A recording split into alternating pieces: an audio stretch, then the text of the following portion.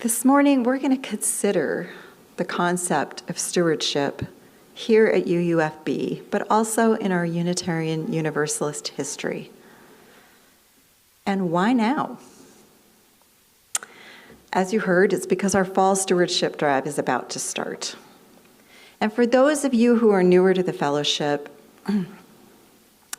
let me just explain. It's the time of year when people here are asked to make a pledge or a promise, their best estimate of what they can contribute to the fellowship during the 2024 fiscal year, which for us runs January through December. Of course, it's an estimate, but it's a crucial part of the budgeting process of the church. There's money in the collection plate each Sunday, of course, but it's the pledges that provide our greatest income and it's what creates the ability to create a budget, because we can look at what is probably coming in for 2024. UUFB cannot run, nor can it fulfill its mission without your financial generosity. But I also want to talk about stewardship in a much larger context than just our own budget here. You'll hear in circles of asks that you are asked to donate your time, your talent, and your treasure. Some people put ors in there, but I'm just going to say it's all three: time, talent, and treasure. It's also in our Unitarian Universalist DNA. I just want to start with talking about a piece of our heritage, which is a man, Joseph Tuckerman. I heard about Tuckerman long before I was a Unitarian Universalist, because my first degree is in social work. Tuckerman is sometimes referred to as one of the parents of the founding of social work in this country. He was born in 1778. He later went on to Harvard College, where his roommate was William Ellery Channing, which is a name some of you won't know at all, and some of you know that that is a very famous Unitarian theologian and preacher. Really changed the face of religion in Boston in the 1800s. But Tuckerman went on to serve as a minister in the seaport town of Chelsea. And he noticed how difficult it was for families whose father was away at sea for months or even years at a time. They often needed basic things like food, fuel, blankets, medical care. And people who had been at sea often came back injured. They needed things like crutches. They needed artificial legs. So Tuckerman, along with several others, founded the first Sailors' Aid Society in the United States. They helped sailors and their families. He eventually left his Unitarian preaching to provide more direct service to Boston's poor. And what made him different was that instead of assuming what the poor needed, instead of assuming this is what we want to give them, he actually asked them, "What do you need?" What a concept, asking what they need instead of telling them what to think. He spent a tremendous amount of time actually with the poor. Tuckerman was also working on that church on Sunday for immigrant children needed to not be about learning Bible stories. It needed to be about learning to read and write, so that they didn't necessarily have to be working in industrial jobs by the time they were the age of 6, 7, or 8. So Sunday morning was teaching to read immigrant kids to read and write. So he was a Christian. So when he went out and solicited for money and goods, he encountered judgment. But he would focus on Jesus' generosity toward the sick and the poor, the disabled, those with diseases. He also took a very broad view of alcoholism. He did not see it as a moral failure, which was what it was seen as during the time. So not a moral failure, not a sin. It was an illness. And it had other hard realities at its core. So in 1834, under Tuckerman's stewardship, the American Unitarian Association started an organization called the Benevolent Fraternity, or the BenFrat for short. The BenFrat believed in addressing the needs of the poor had to be an interfaith effort, because what they wanted is all over the city for there to be immediate places where the poor could go to get food and supplies and clothing. This organization still exists today, and it's renamed the Unitarian Universalist Urban Ministry. We, right here in this room, carry on Tuckerman's work and his stewardship with our money and our time, serving places like Bienvenidos, who provide services to new Spanish-speaking families in the Valley, and Family Promise, who serves families without housing. We support many programs through giving away our second and fifth offering plates each month, not each month, second each month, fifth when it occurs. And some of you, probably most of you don't even know, I have a minister's discretionary fund that you have donated to last Christmas Eve. And sometimes people just need help with groceries or a medical bill or gasoline. I am happy to tell you our fifth Sunday offering this month will go to the World Kitchen, and so they will be providing, of course, on the ground aid for Gaza and as Israel. We engage in stewardship here in our fellowship with our money and our time. Our time, our talent, which is any special skill you might have or a special skill you might be willing to learn, and treasure, which is our money. And a lot of us are super squeamish about talking about money.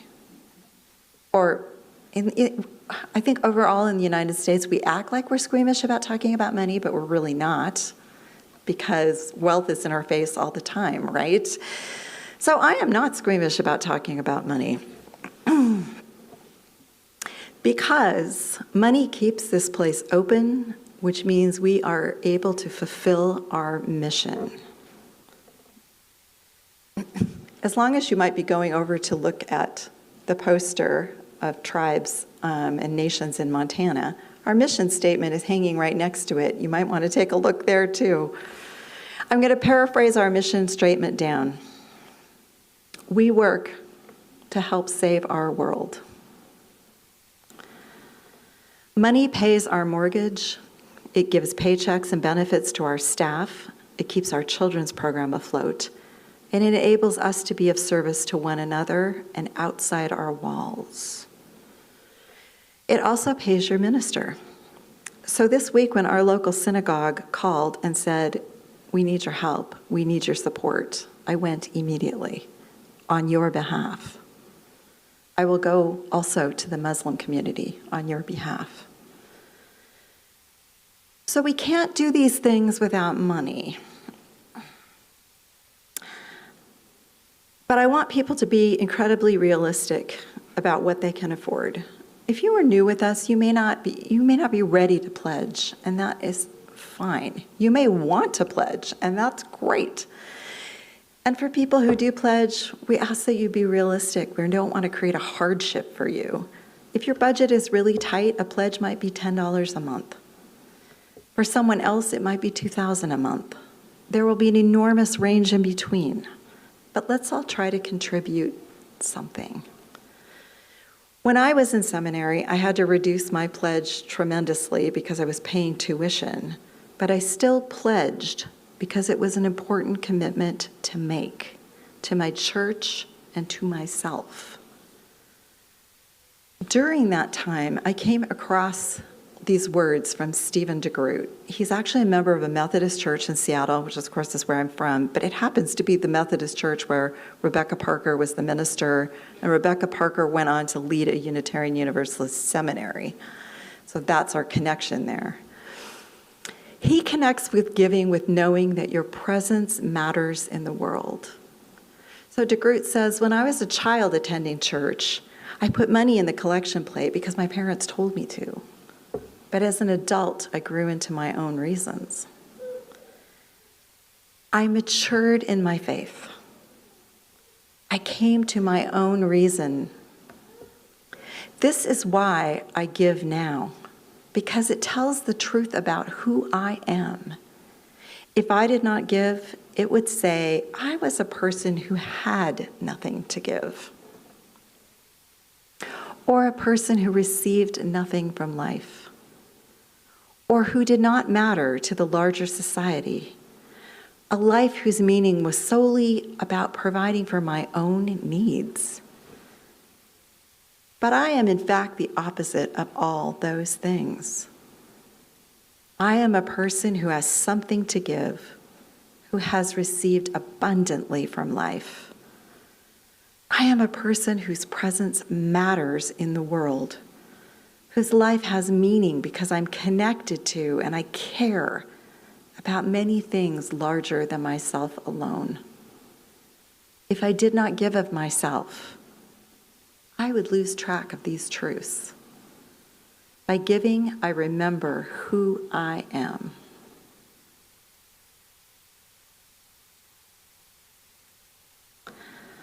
By giving, we remember we are people whose presence in the world matters. We're also people who practice generosity in so many ways, not just financial. And when generosity grows in one area of your life, it tends to grow in other areas as well, until it becomes what I think of as reflexive. There's a story that's told by a colleague in UU circles about a woman on a subway train in New York. And the station's crowded, and she's getting off the train. It's a very cold day, so she's had gloves. She realizes as she steps off the train, she's only holding one glove. And she looks in and sees the other one sitting on the seat. She all of a sudden flings her second glove in so that it's a pair. It is actually a true story. The door is shut, the train leaves. So this story got talked about in minister circles a couple of years ago.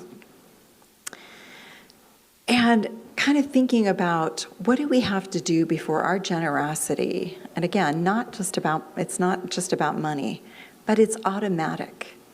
It's reflexive. The woman who's tossed in that glove at first, it might have just looked gratuitous, frivolous, spur of the moment. But actually, she probably lives her whole life like that. And I have a little, very short quote from Reverend Safford, who said, "This was a life of wild and creative generosity of spirit, to be able to think so quickly and healthfully, to know precisely what would create a blessing in that moment." It may have happened in an instant, but it was planned giving. End of quote. But that there was something in this woman's past, and there was something in the way she was living her life, that she could do this anytime, always be giving in acts of generosity. So let's do the same. Let's live wild lives of creative generosity. And I'm going to close with your actual mission statement. The Unitarian Universalist Fellowship of Bozeman is a liberal religious community of diverse beliefs bound together by shared values. We welcome diversity, act for justice, foster spiritual growth, inspire compassion, nurture community, and sustain our living planet. So if you are ready to pledge, during our pledge drive, let's get it done.